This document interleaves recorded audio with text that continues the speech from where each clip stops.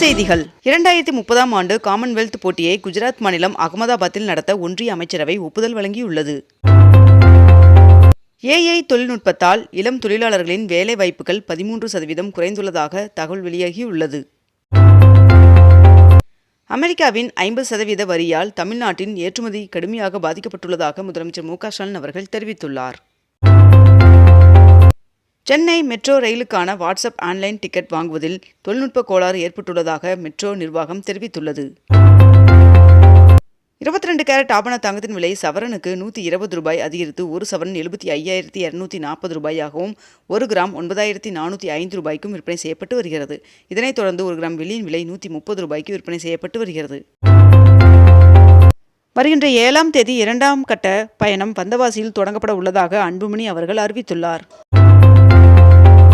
சென்னை உயர்நீதிமன்ற நீதிபதி நிஷா பானு அவர்களை கேரளா உயர்நீதிமன்றத்திற்கு மாற்றம் செய்து உச்சநீதிமன்றம் பரிந்துரை செய்துள்ளது. அண்ணா பல்கலைக்கழகங்களில் உள்ள பொறியியல் படிப்புகளில் AI எனப்படும் செயற்கை நுண்ணறிவு பாடம் கட்டாயமாக்கப்பட்டுள்ளது. அதிமுக பொதுச் செயலாளர் எடப்பாடி பழனிசாமி அவர்கள் வருகின்ற 11ஆம் தேதி முதல் 23ஆம் தேதி வரை 3ஆம் கட்டமாக சட்டமன்ற தொகுதி வாரியாக சுற்றுப்பயணம் மேற்கொள்ள உள்ளார் என்று தகவல் வெளியாகியுள்ளது. சென்னை மாநகராட்சியில் மேற்கண்ட இந்த 10 வார்டுகளில் இன்று உங்களுடன் ஸ்டாலின் திட்ட முகாம் நடைபெற உள்ளதாக தெரிவிக்கப்பட்டுள்ளது. அமெரிக்காவின் வரி விதிப்பு இந்தியாவிற்கு மிகப்பெரிய பின்னடைவு என்று முன்னாள் ஒன்றிய அமைச்சர் சிதம்பரம் அவர்கள் தெரிவித்துள்ளார். சென்னையில் திருவான்மியூர், உத்தண்டி உட்பட மேற்கண்ட இந்த 6 கடற்கரைக்கு நீலக்குடி சான்றிதழ் வழங்கப்பட்டுள்ளது. IPL கிரிக்கெட்டிலிருந்து ஓய்வு பெறுவதாக CSK வீரர் ரவிச்சந்திரன் அஸ்வின் அவர்கள் அறிவித்துள்ளார். ஆழ்வார்பேட்டை முகாம் அலுவலகத்தில் முதலமைச்சர் மு.க. ஸ்டாலின் அவர்களுடன் வைகோ அவர்கள் திடீர் சந்திப்பு மேற்கொண்டுள்ளார். 2025ஆம் ஆண்டிற்கான ஆசிரியர் தகுதி தேர்விற்கான தாள் 1 மற்றும் 2 ஆகிய 2 இலவச பாட புத்தக தொகுப்பினை ஆட்சி தமிழ் IAS அகாடமி வெளியிட்டுள்ளது. சென்னையில் 3 நாள் தொழில் முனைவோர் மேம்பாட்டு திட்டம் ட்ரோன் பயிற்சி வருகின்ற செப்டம்பர் 9ஆம் தேதி முதல் 11ஆம் தேதி வரை காலை 10 மணி முதல் மாலை 5 மணி வரை நடைபெற உள்ளது.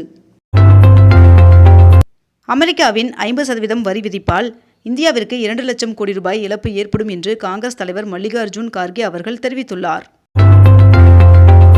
பீகார் மாநிலத்தில் ராகுல் காந்தி அவர்களின் வாக்காளர் உரிமை யாத்திரையில் முதலமைச்சர் மு.க. ஸ்டாலின் அவர்கள் பங்கேற்றுள்ளார். விநாயகர் சதுர்த்தி நேற்று கோலாகலமாக கொண்டாடப்பட்டது. விநாயகர் சதுர்த்தியையொட்டி தமிழக வெற்றிக் கழக தலைவர் விஜய் அவர்கள் வாழ்த்து தெரிவித்துள்ளார். சென்னை நுங்கம்பாக்கம் கல்லூரி பாதையின் பெயரை ஜெயசங்கர் சாலை என்று மாற்றம் செய்து அரசாணை வெளியிடப்பட்டுள்ளது. இந்தியா மீது அமெரிக்கா விதித்த 50% இறக்குமதி வரி நேற்று முதல் அமலுக்கு வந்தது. தமிழகத்திற்கு முதலீட்டை ஈர்க்கும் நோக்கில் முதலமைச்சர் மு.க. ஸ்டாலின் அவர்கள் வருகின்ற 30ஆம் தேதி ஜெர்மனி செல்கிறார் என்று தகவல் வெளியாகியுள்ளது. 2100 கோடி ரூபாய் மதிப்பீட்டில் திருவான்மியூர் உத்தண்டி வரை 4 வழித்தட உயர்மட்ட சாலை அமைப்பதற்கு தமிழக அரசு டெண்டர் கோரியது. பணி நியமன ஆணையை பெற்ற 15 நேரடி நியமன துணை ஆட்சியர்களுக்கு அமைச்சர் KKSSR ராமச்சந்திரன் அவர்கள் வாழ்த்து தெரிவித்துள்ளார். முகூர்த்த தினத்தை முன்னிட்டு வருகின்ற 28 மற்றும் 29 ஆகிய 2 நாட்களுக்கு கூடுதல்கள் டோக்கன் வழங்க சார் பதிவாளர் அலுவலகங்களுக்கு உத்தரவிடப்பட்டுள்ளது. ராமேஸ்வரம் விமான நிலையத்திற்காக ராமநாதபுரம் மற்றும் கீழக்கரை தாலுகாக்களில் 5 இடங்களை தமிழக அரசு அடையாளம் கண்டுள்ளதாக தகவல் வெளியாகியுள்ளது. இந்திய ராணுவத்தில் அக்னி வீரர் ஆட்கள் சேர்ப்பு முகாம் ஈரோட்டில் இன்று துவங்கியது. நீர்வழி போக்குவரத்து துறையில் 10 லட்சம் கோடி வரை முதலீடுகளை ஈர்க்க கடல்சார் சர்வதேச உச்சி மாநாடு மும்பையில் வருகின்ற அக்டோபர் 27ஆம் தேதி முதல் 31ஆம் தேதி வரை 5 நாட்கள் நடைபெற உள்ளதாக தெரிவிக்கப்பட்டுள்ளது. ரிலையன்ஸ் அறக்கட்டளை நடத்தும் வந்தாரா விலங்கியல் மையம் குறித்து விசாரிக்க உச்சநீதிமன்றம் உத்தரவிட்டுள்ளது. தமிழ்நாட்டில் 7 நாட்களுக்கு மழைக்கு வாய்ப்புள்ளதாக வானிலை மையம் தகவல் தெரிவித்துள்ளது. திருவெற்றியூர் தியாகராஜ சுவாமி கோவிலுக்கு சொந்தமான 24 கோடி ரூபாய் நிலம் மீட்கப்பட்டுள்ளது. விஜயகாந்த் அவர்களின் பிறந்த நாளில் வாழ்த்து தெரிவித்த அனைவருக்கும் பிரேமலதா விஜயகாந்த் அவர்கள் நன்றி தெரிவித்துள்ளார். புதிதாக பட தயாரிப்பு நிறுவனத்தை நடிகர் ரவி மோகன் அவர்கள் தொடங்கியுள்ளார். நாட்டின் சில்லறை பணவீக்க விகிதத்தை மிகவும் துல்லியமாக கணிக்க ஒன்றிய அரசு புதிய திட்டமிட்டுள்ளதாக தகவல் வெளியாகியுள்ளது. பஞ்சாப் மாநிலத்தில் உள்ள பள்ளிகளில் காலை உணவு திட்டம் செயல்படுத்தப்படும் என்று அம்மாநில முதல்வர் பகவந்த் மான் அவர்கள் தெரிவித்துள்ளார். தமிழகத்தில் நகர்ப்புற அரசு உதவி பெறும் பள்ளிகளில் முதல்வரின் காலை உணவு திட்டத்தை பஞ்சாப் முதல்வர் பகவந்த் மான் அவர்களின் முன்னிலையில் முதலமைச்சர் மு.க.ஸ்டாலின் அவர்கள் இன்று தொடங்கி வைத்தார்.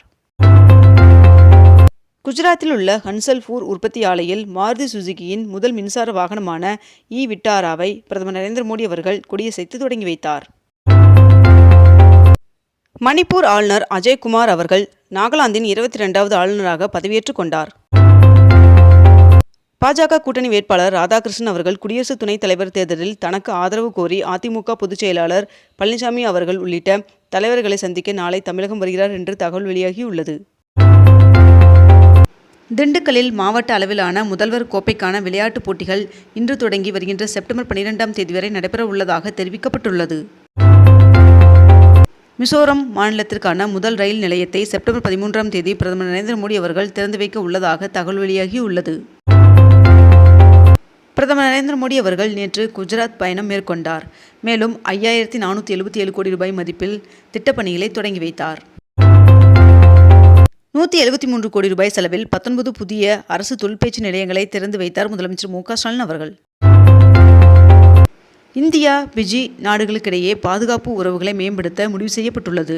மேலும் 7 முக்கிய ஒப்பந்தங்கள் கையெழுத்தானதாகவும் தகவல் வெளியாகியுள்ளது. சென்னையில் மின்கம்பி செல்லும் வழித்தடங்களை ஆய்வு செய்ய மின்சாரத்துறை ஆணையிட்டுள்ளது. விநாயகர் சதுர்த்தி தொடர் விடுமுறை முகூர்த்தம் மற்றும் வார இறுதி நாட்களை முன்னிட்டு ஆகஸ்ட் 26ஆம் தேதி முதல் ஆகஸ்ட் 31ஆம் தேதி வரை சிறப்பு பேருந்துகள் இயக்கப்படும் என்று அறிவிக்கப்பட்டுள்ளது. முதலமைச்சர் மு.க.ஸ்டாலின் அவர்கள் உயர்கல்வித்துறை சார்பில் 51 கோடி ரூபாய் செலவில் கட்டப்பட்டுள்ள கல்விசார் கட்டிடங்களை திறந்து வைத்துள்ளார். டெல்லி மெட்ரோ ரயில் கார்ப்பரேஷன் கட்டணத்தை உயர்த்தியுள்ளது. 8 ஆண்டுகளுக்கு பிறகு மெட்ரோ கட்டணம் உயர்த்தப்பட்டு இன்று முதல் அமலுக்கு வந்துள்ளது. பிஇ, பிடெக் மாணவர் சேர்க்கைக்கான துணை கலந்தாய்வில் 7964 மாணவர்கள் இறுதி ஒதுக்கீடு பெற்றுள்ளதாக தமிழ்நாடு பொறியியல் சேர்க்கை மையம் தெரிவித்துள்ளது. வங்கியில் சிபில் ஸ்கோரை தவிர்த்து மற்ற காரணிகளை கொண்டும் பயனர்களுக்கு வங்கிகளில் கடன் வழங்கலாம் என்று மத்திய அரசு தெரிவித்துள்ளது.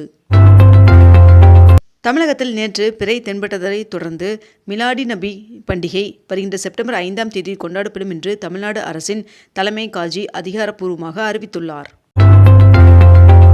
இந்தியாவுடன் மீண்டும் எல்லை வழி வர்த்தகத்தை தொடங்க சீனா கொள்கை அளவில் ஒப்புதல் வழங்கியுள்ளது. இத்துடன் இன்றைய தலைப்புச் செய்திகள் நிறைவடைகின்றன. மேலும் இதுபோன்ற அண்மை தகவல்களை உடனுக்குடன் தெரிந்து கொள்ள அக்னிபூ சேனலை சப்ஸ்கிரைப் செய்து கொண்டு தொடர்ந்து இணைந்திருங்கள். நன்றி, வணக்கம்.